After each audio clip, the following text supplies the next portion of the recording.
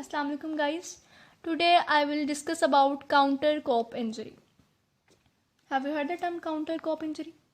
क्या होता है काउंटर कॉप इंजरी? जब भी कोई रोड एक्सीडेंट है, फॉर एग्जांपल एक्सीडेंट हो जाता है, ठीक है, या फिर कोई भी हैवी थिंग कह लें, हैवी ऑब्जेक्ट जो है या ब्लंट ऑब्जेक्ट जो है वो हिट करता है, तो फिर इससे ये इंजरी होती है. अब होता बेसिकली इसमें क्या है, हमें पता है कि around the central nervous system and outside the central nervous system CSF float कर रहा होता है, ठीक है. हमें पाया और रेक्नाइड के दरमियान भी सब रेक्नाइड स्पेस है, उसी तरह हर जगह जो है सीएसएफ होता है. ब्रेन के अंदर भी सीएसएफ है, आउटसाइड द ब्रेन भी सीएसएफ है. तो सीएसएफ बेसिकली यहाँ पर फ्लोट कर रहा है सारे.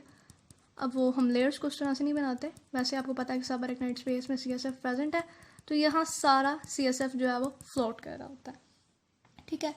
अब क्या होता है, अब यहाँ पर हमें पता है जो सीएसएफ है ना वो नॉन कंप्रेसिबल है. फ्लूइड जो होता है वो तो नॉन कंप्रेसिबल होता है ना, वो तो कंप्रेस नहीं करता. अब फॉर एग्जांपल कोई ऐसा पर्सन था, वो जा रहा था, ठीक है, कार की स्पीड बहुत ज़्यादा थी, एक्सीडेंट हुआ. जब एक्सीडेंट होता है तो क्या होता है, फ्रंट सीट पे आप बैठे हो या कहीं भी बैठे हो तो एकदम से क्या होता है, आपका एकदम से आप आगे की तरफ होते हो. आपका जो ब्रेन है वो बेसिकली फ्लोट कर रहा होता है आपके सीएसएफ के अंदर. सीएसएफ में आपका ब्रेन फ्लोट कर रहा होता है. वैसे आपको पता है कि अगर आप ड्राई एयर में आप सीएसएफ अपना ब्रेन बाहर निकालो, ठीक है, आपका जो ब्रेन होता है उसका वेट कितना होता है? नॉर्मल आपके ब्रेन का वेट ड्राई एयर में कितना होता है? 1400 ग्राम. 1400 ग्राम होता है आपका वेट ड्राई एयर में. लेकिन जब यही ब्रेन आपका सीएसएफ के अंदर होता है, सीएसएफ के अंदर फ्लोट कर रहा होता है, तो उस टाइम इसी ब्रेन का वेट 50 ग्राम होता है.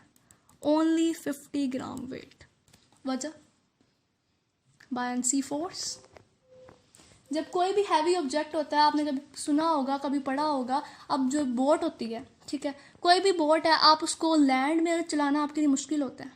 उसका जो वेट होता है वो बहुत ज़्यादा होता है. उसका वेट जब बहुत ज़्यादा होता है तो आपके लिए उसको चलाना मुश्किल होता है. लेकिन वही बोट जब आप पानी में चलाते हो तो पानी जो है वो बायोन्सी फोर्स प्रोवाइड करती है. उस फोर्स की वजह से आपके ऑब्जेक्ट का वेट जो है वो हल्का हो जाता है और वो ईजिली एज कम्पेयर टू उस लैंड की निस्बत वो ईजिली चल सकती है आपकी बोट. इसी तरह से आपका जो ब्रेन का वेट है with in the CSF, CSF के अंदर जब आपका ब्रेन फ्लोट कर रहा होता है तो उस टाइम आपके ब्रेन का वेट 50 ग्राम होता है.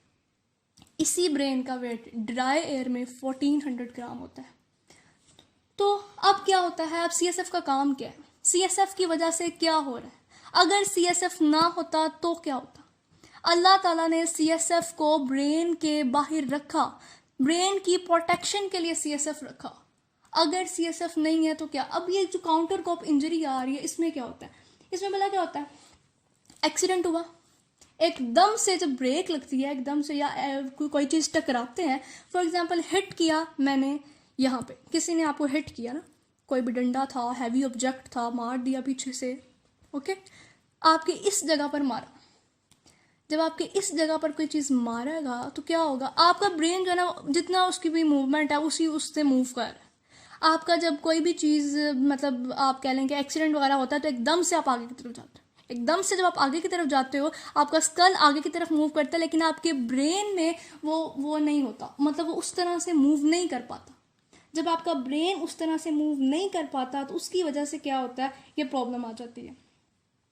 इनर्शिया की वजह से आपका ब्रेन उस तरह से मतलब इतना रैपिडली मूव नहीं कर पाएगा जिस तरह से आपका देखे ना, अब इमीडिएटली हुआ, अब नहीं पता था आपके ब्रेन को भी ये, तो इस तरह से क्या हुआ, आपका जो स्कल है वो इमीडिएटली मूव किया, रैपिडली उसने आगे की तरफ मूव किया, लेकिन इनर्शिया की वजह से आपका ब्रेन जो है वो उस स्पीड से मूव नहीं कर पाया. तो फिर क्या होगा, जब उस स्पीड से मूव नहीं कर पाएगा, मारा यहाँ पर था लेकिन यहाँ पर सीएसएफ की वजह से बचत होगी.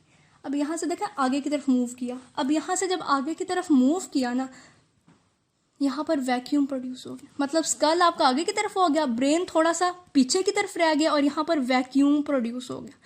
वैक्यूम प्रोड्यूस हो गया, नेगेटिव प्रेशर प्रोड्यूस हो गया. जब नेगेटिव प्रेशर प्रोड्यूस होगा इसकी वजह से क्या होगा, जब आपस में वो कोलैप्स करेंगे, जब कोलैप्स में वैक्यूम जो है वो कोलैप्स करेगा और आपका फ्रंटल लोब यहाँ से इंजर्ड हो जाए.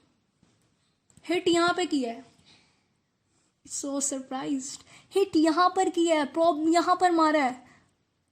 ऑक्सीपिटल लोब की इंजरी नहीं होनी चाहिए थी, फ्रंटल लोब इंजर्ड हो रहा है, सही कह रही हूँ मैं?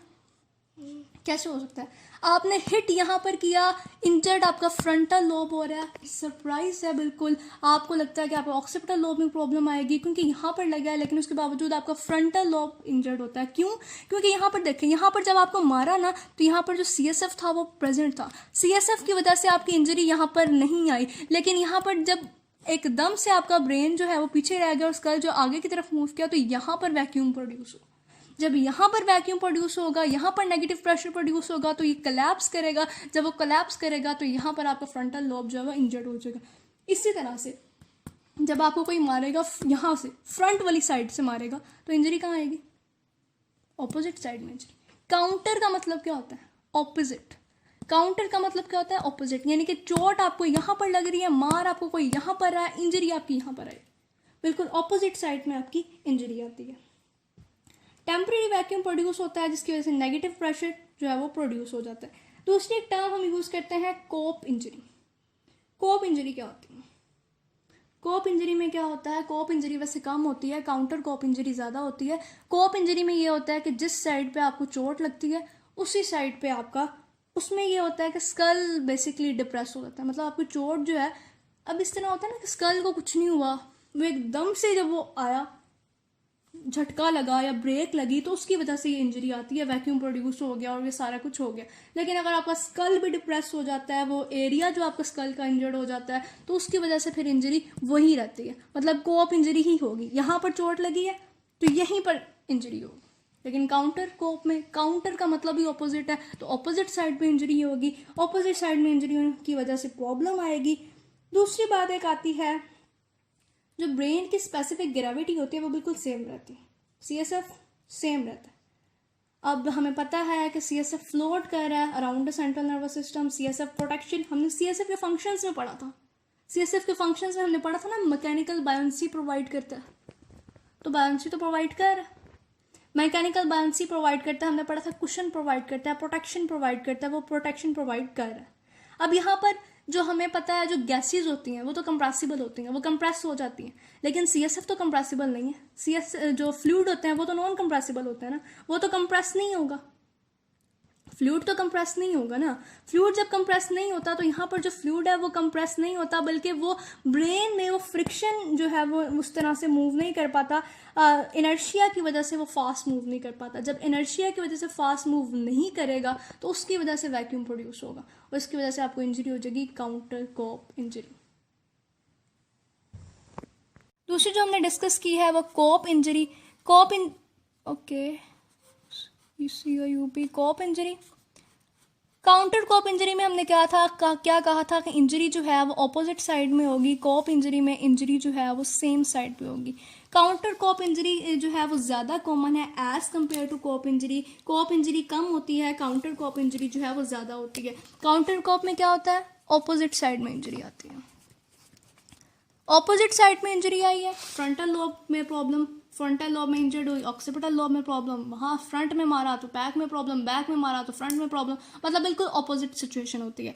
कोप इंजरी में सेम ही होती है, जहाँ पर चोट लगी है वहीं पर प्रॉब्लम आती है। फॉर एग्जांपल यहाँ पर क्या होता है, जो स्कल हम बहुत स्वेयर इंजरी हो गया, ठीक है ना, मतलब इतनी ज़ोर से लगा कि स्कल में जो है वही उसमें आ गया, खोपड़ी जो है वो कहते हैं उड़ गई बस, मतलब वो स्कल जो है वो डिप्रेस होगी। स्कल डिप्रेस होने की वजह से ये जो एरिया है वो इंजर्ड हो जाएगा। जब ये एरिया इंजर्ड हो जाएगा, जब ये वाला एरिया इंजर्ड होगा तो फिर प्रॉब्लम भी उसी साइड पे आएगी।